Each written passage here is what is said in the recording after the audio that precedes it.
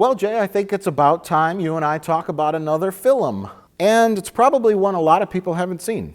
That's right, because it didn't do very well in the theaters, but I think it's safe to say that it's a favorite of both mine and yours. That's right. It's the 2007 film by Frank Darabont, The Mist.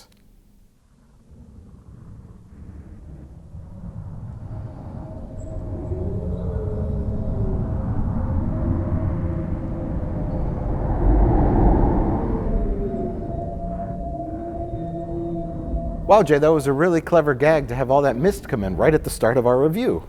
Oh no, the studio's on fire. Oh my God!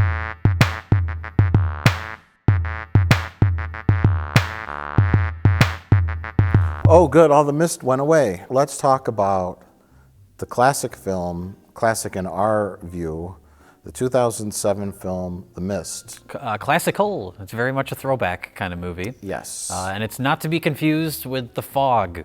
Everybody confuses this movie with The Fog. You say, have you seen The Mist? And they say, the original or that remake? And like, no, that's The Fog. That's a different movie. Ghost pirates come out of The Fog. Big bug monsters come out of The Mist. And also not to be confused with The Blob. The Blob, the remake, was written by Frank Darabont. Holy shit balls. And there's several members of the cast of The Blob that are in The Mist. Oh, wow. Yeah. I didn't know that. The Blob remake is a favorite of mine.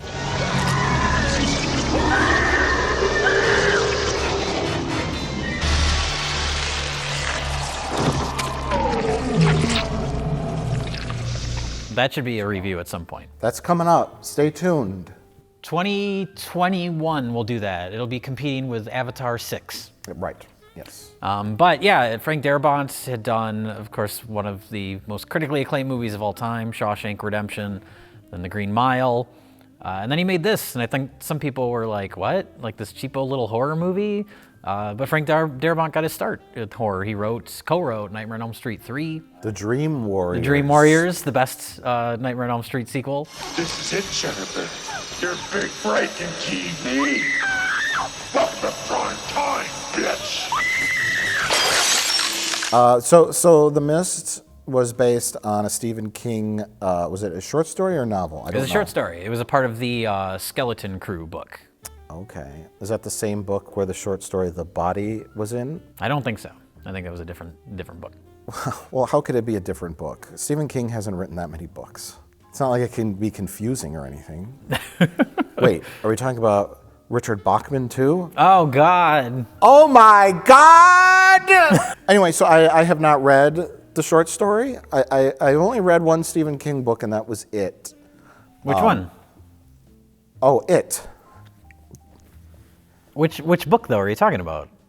No, What's on Second. Oh, my God. Anyway, but I did not read the Mist short story, but let's start talking about the film. Okay. Because the film is wonderful, but that comes with a little asterisk. Well, I was watching it and thinking about like a James Wan film, how everything is like precision, like there's this like surgical element to like building up the scares, and then there's the loud noise and blah blah blah. And The Mist, like everything just kind of happens, and there's no musical stings. There's music, but it's like ambient.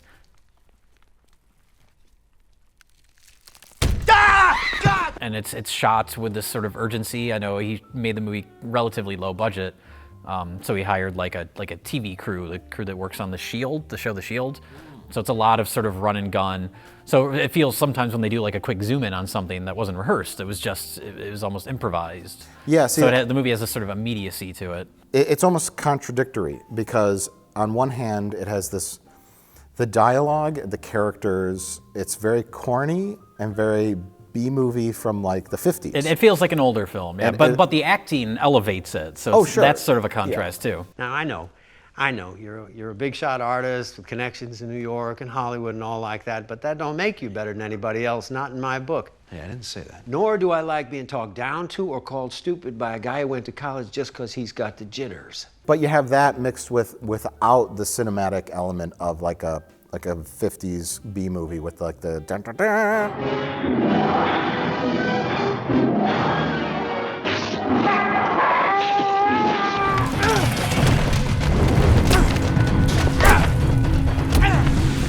So it has this like modern, like handheld shot kind of feel to it, like documentary style, like you said, mixed with corny B-movie dialogue and very, very, I wouldn't say stock characters, but they're very specific characters. Yeah. It's not very realistic, and it has this overall kind of theme to it, which we'll get into. Yeah. But I think that might have been jarring to people because a lot of people would watch and go, "This is kind of corny." Something in the mist! Something in the mist Dan. took John Lee! Dan, catch your breath. Something in the mist took John Lee, and I could hear him screaming, "Shut the doors! Shut the doors, my God!" One of the big things to note is that Frank Darabont wanted to shoot it in black and white, and then the studio said no. Yes, so, like no one wants to see a movie in black and white. We can't sell it like that. But there is a black and white version.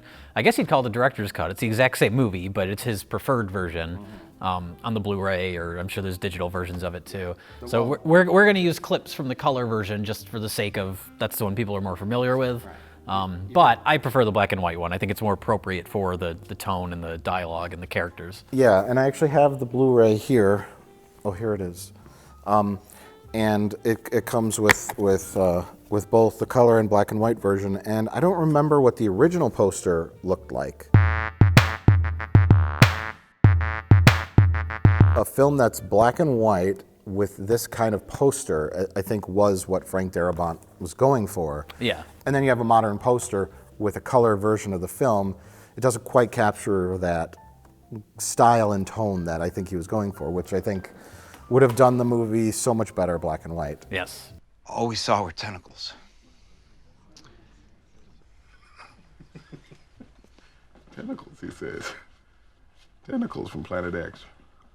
The setup for the movie, I guess, we should talk about that. Yeah, we'll go through it here. It's very classic. It makes me think of like Night of the Living Dead. It's a classic, get a group of characters trapped in one location. In this case, it's a supermarket, which is an interesting, location to have your horror movie set in.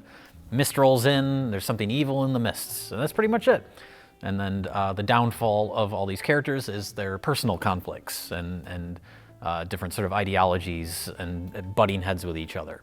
Yeah. Very classic stuff, and it works really well. Maybe you do believe this. Maybe they're not lies, they're delusions, whatever. Keep thinking, Mr. Lawyer. There's no defense against the will of God. It's like the Lord of the Flies. And all the kids go on the island, and then you figure out who turns out to be the leader, who turns out to be the villain. Yeah. As Abraham prepared to sacrifice his only son to prove his love for God, so enough. Now that's nice. See, I can't smack her, but it's okay for you. It's more like allegorical. The mist. Yes.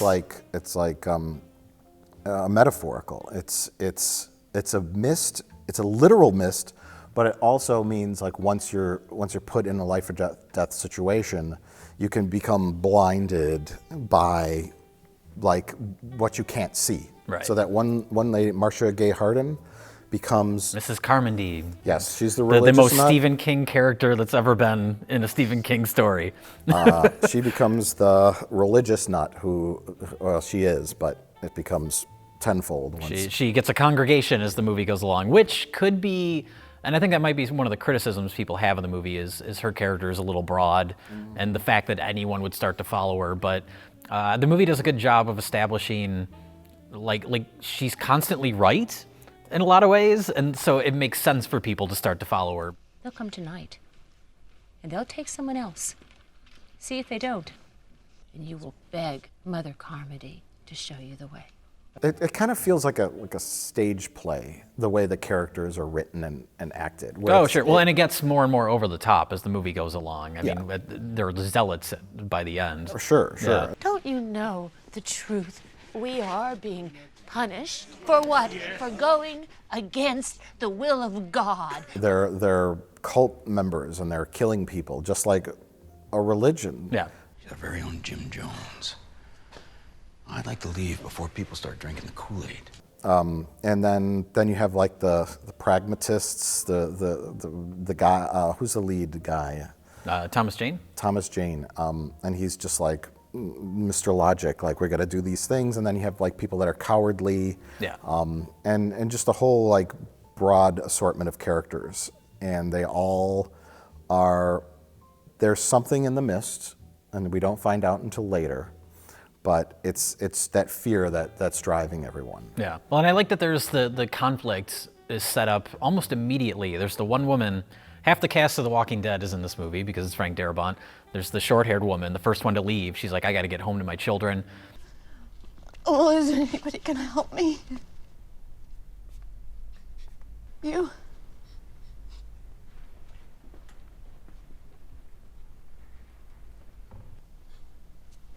Who do you want help? Ma'am, please, wait until... Immediately when there's any sort of threat, these people are already, falling apart and not helping each other.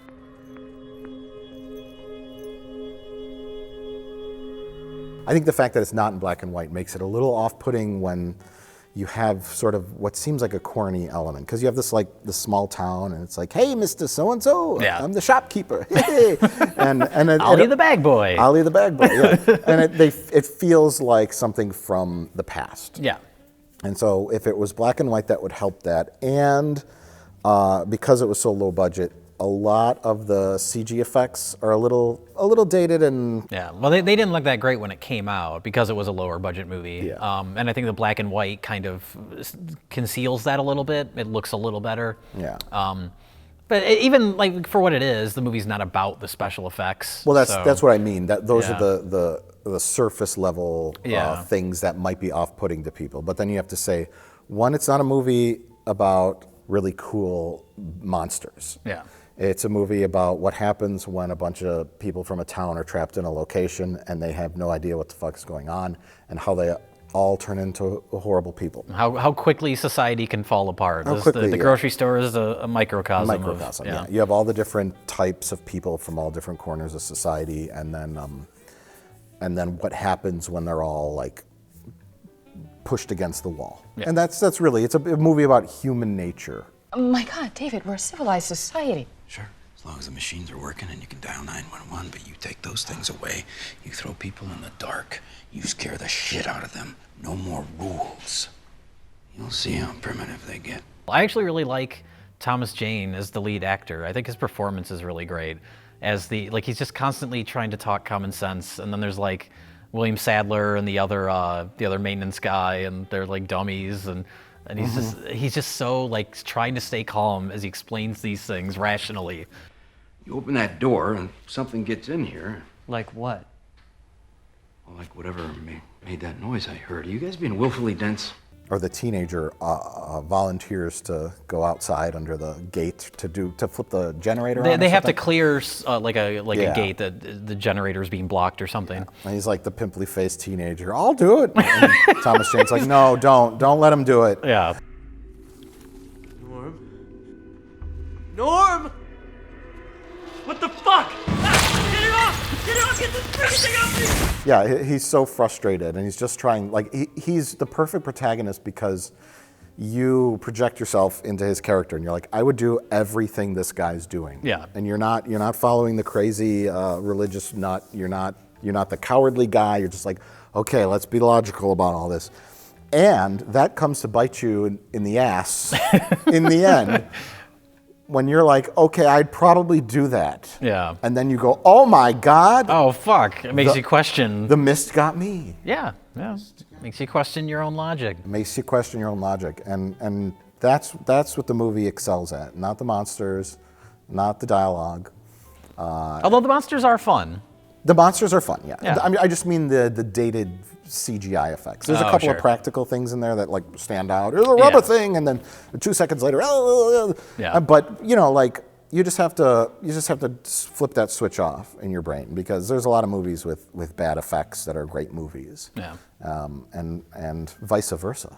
Oh, I remember that movie with Judge Reinhold and Fred Savage. Is that what you're talking about? No, I meant a lot of movies with great effects that are terrible films. The invert. Oh, like Vice Versa, starring Judge Reinhold and Fred Savage. That's exactly what I was talking about. Okay. That movie, yeah. No way! I do think there's a whole unspoken subtextual storyline to this movie, which is that this is the story of a Hollywood professional, because Thomas Jane's character, he paints That's movie right. posters. There's a nice little reference to both the Dark Tower and the Thing at the beginning, and I think Pan's Labyrinth. But he makes these movie posters, and he got married, and he had a kid, and he had to move to Maine. He had to move out of Hollywood. And so I think this whole movie is about him resenting his family, and now that this mist has come in, he's using it as an excuse to get rid of that fucking kid. The half of this movie is him sending that kid away to somebody else. Here's a list. Okay? Meet you guys in there. Daddy, don't go. No, I'll be gone 2 seconds, Big Bill. Wanna lie down? Now with please, right? Listen, don't be scared. It's okay. David! Oh, God. David! I want you to stay here. I won't be gone long. He's constantly like, hey, blonde lady, take my kid. Hey, elderly Jamie Curtis lady. He wants to keep the kids safe, but he also has to take charge. But he wants 'cause to help, yeah. No one else is taking charge. That's true. Especially the military. And there Yes. are three soldiers Yeah. in the grocery store, and One of them's a local kid. yeah, and they know what's going on. One of the soldiers was played by Sam Witwer. The voice of Emperor Palpatine. Who acted in several things, The Mist, Being Human, a couple other television programs, and he does voiceover work for Star Wars Rebels and Star Wars The Clone Wars, things of that nature. I think he now does the voice for Emperor Palpatine. He does a very good job at it. Let's take a listen. I have a brilliant plan to repay the rebels for destroying the Death Star. That's pretty good. That's pretty good. I think maybe they found the best person to do that particular voice work. Oh. I really can't think of anyone else. That does a really good Palpatine impression? Not offhand. Okay. No, nothing comes to mind. But he plays one of the soldiers, and they know a little bit about the military experiments. Yeah.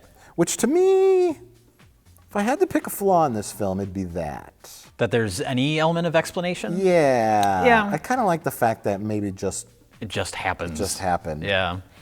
The fact that there is a rational excuse or reasoning why this interdimensional portal opened up. Yeah. And these weird creatures came through. It could have just happened, but it's not a big problem. Yeah, they don't draw too much attention to it, so, which is good. It seemed like something like someone's input. Like, Yeah. you gotta explain that. What? Well, that's in the story. That's actually loosely connected to the Dark Tower books, I guess. Oh, the idea okay. of opening these doorways to other dimensions, and the spiders, I believe, are in the Dark Tower. Okay. One of those books, something like that. Well, I take it back.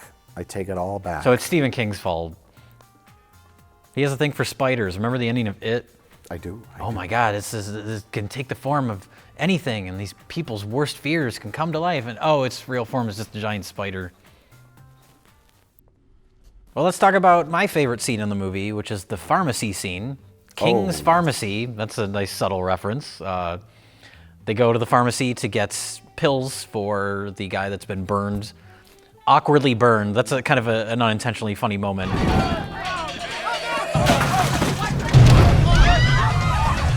Where are the goddamn extinguishers? They don't get to go to get pills. They go to get silver sulfadiazepine. Whatever, some sort of painkiller. A cream. Okay. A salve. Like a topical ointment. Yes, a burn ointment called silver sulfadiazepine. Okay. So they go to get that at the pharmacy. Silver sulfadine cream. And I love the look of the pharmacy. Like, you can't even see the back walls. Like, you just see some shelves here and there. And then that soldier, he's just full of bugs. I mean, the movie itself, there's a lot of kind of things that remind me of The Thing, John Carpenter's The Thing, but especially that part. It's reminiscent of Aliens, too. Aliens, yeah, I can see that. Cocooned up. Yeah. Yeah, that's a great scene.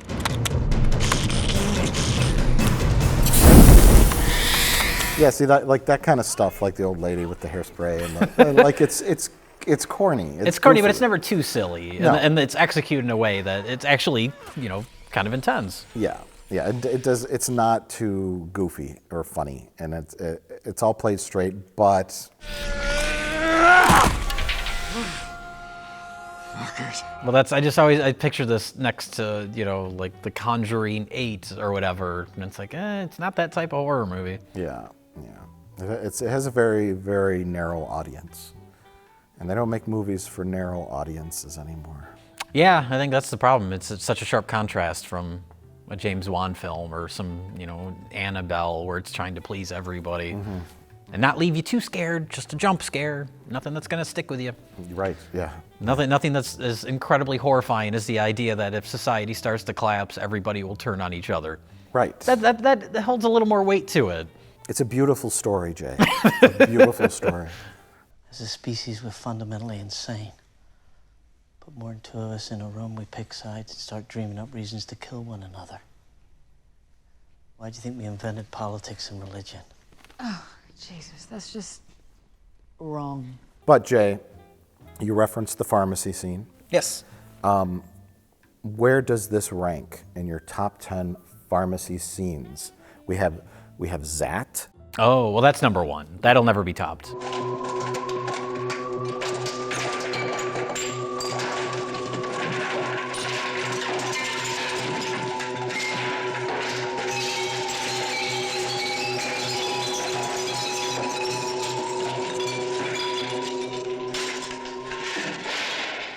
We have Magnolia when Julianne Moore freaks out on the pharmacist. I'm sick!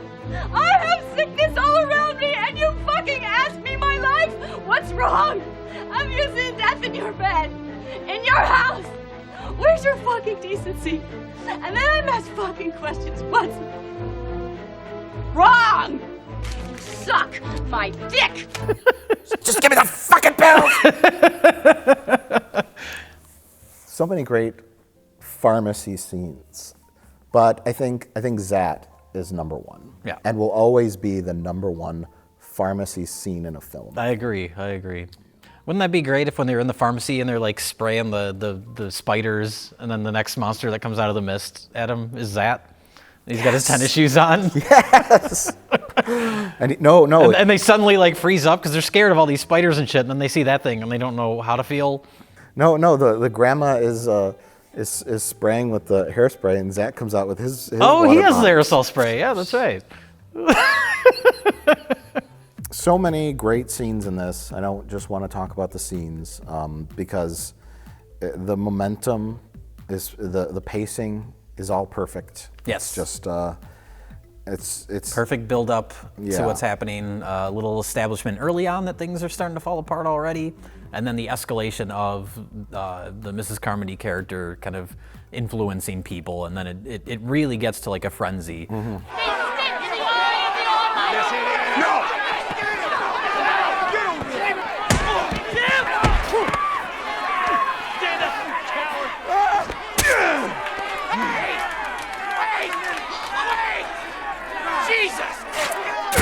It's like a domino effect. Yeah. And it keeps you entertained the whole time because you don't know what's going to happen next. You don't know where it's going to go.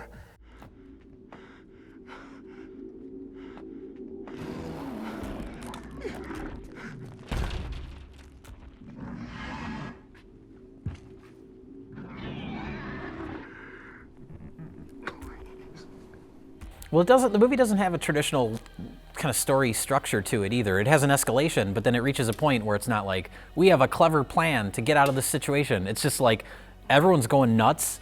We're just gonna leave. Like, we've been in this place long enough. We need to just get out of here. Well, I mean, there is a mild establishment where they make an attempt to get to a car early on and it fails horribly. Oh, sure. So I think like, yeah, it's kind of like they really only have one option, and it's just to get the hell out of there. But they reach that point where it's like, we could stay here with all these crazy people, or we can take our chances with the bugs. Right. Like they finally reach that point where Yeah. that sounds more appealing than staying in the store with these other people. Yeah. Well, they're starting to kill them. Yeah. So it becomes very, very savage, very unruly, and so yeah, and that's where it's all building to.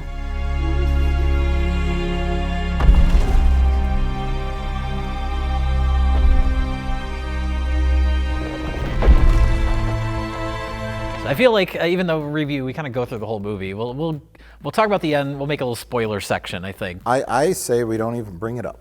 Okay. It's bold, it's dark, it's cruel, and I think a lot of people don't like it because of that. But it's the ultimate point of the whole movie. Right. But I think some people it's a little too uncomfortable, and you don't want your horror movie to be too horrific. No. You got to leave them with like a jump scare that has no substance to it.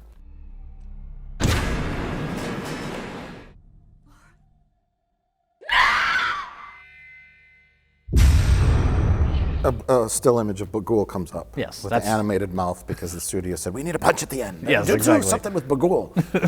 Okay, well, all we have this still.